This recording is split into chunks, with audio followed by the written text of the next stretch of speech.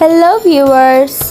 In this video, we are going to talk about the social pyramid of Egyptian civilization.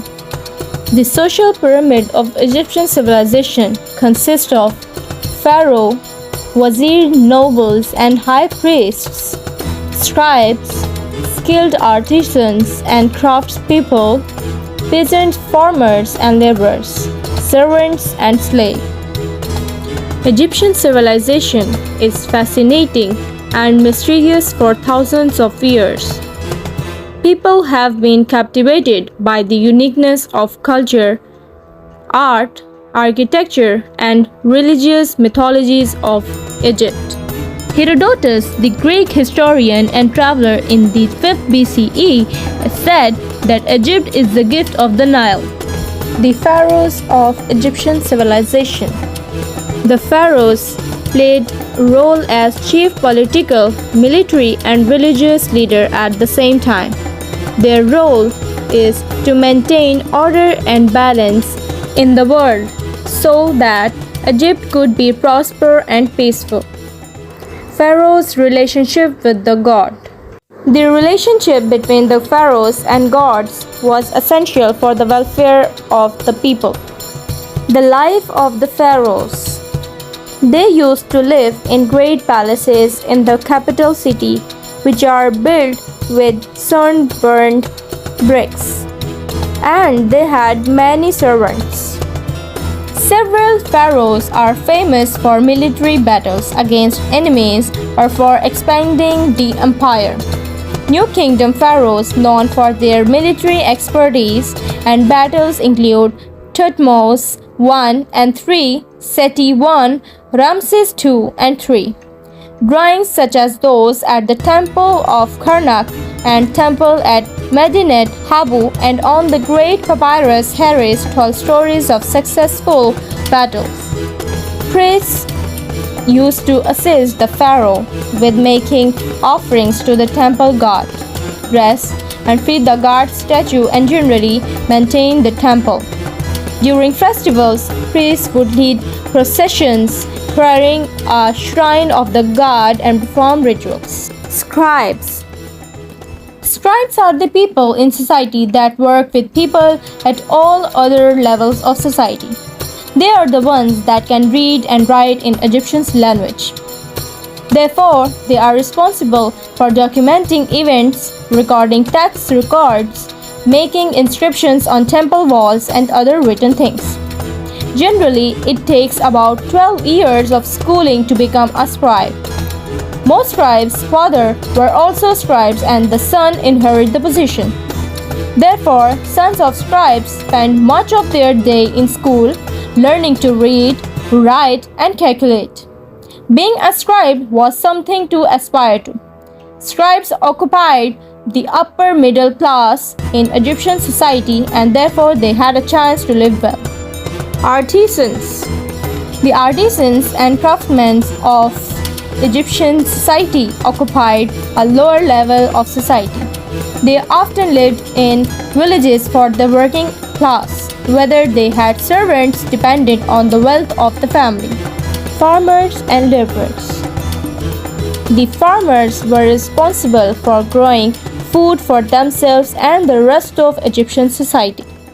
This required working during the farming seasons, so when not farming, they served as laborers doing much of the building and other laborious tasks for the country. Although this was a vital job, it was considered unskilled and therefore farmers and laborers occupied a lower level of Egyptian society. Laborers included monument builders, masons, shipbuilders, and the others. Farmers and laborers lived in simple two-story mud brick houses. These houses were often built in areas where a major building project was located. Servants and slavery. Servants were hired to help in the household, doing the cleaning, cooking, and assisting with bathing and grooming of the homeowners. Slaves had similar tasks, but their rights were more restricted. Crook and fling. These objects are a symbol of the pharaoh. Originally, they were associated with the god Osiris and later became associated with the pharaoh. The crick originated from the shepherd's staff and stands for kingship, and the flail for fertility of the land. By carrying these, the king takes authority over the people and prosperity of the land. A symbol for life. The ankh was the Egyptian hieroglyph for life, the promise of eternal life, the sun, fertility, and light. Gods, goddesses, and kings are often seen holding this symbol. Some Egyptologists believe it symbolizes a sandal or a man's garment.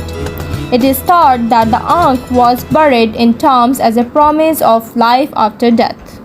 The storage jar for eternity. Canopic jars used to store the organs, so that upon entering the afterlife, the person would be complete. There were 4 jars placed with a mummy, each with a different design and each containing a different internal organ.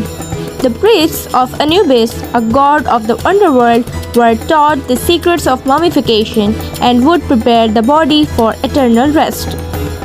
Papyrus.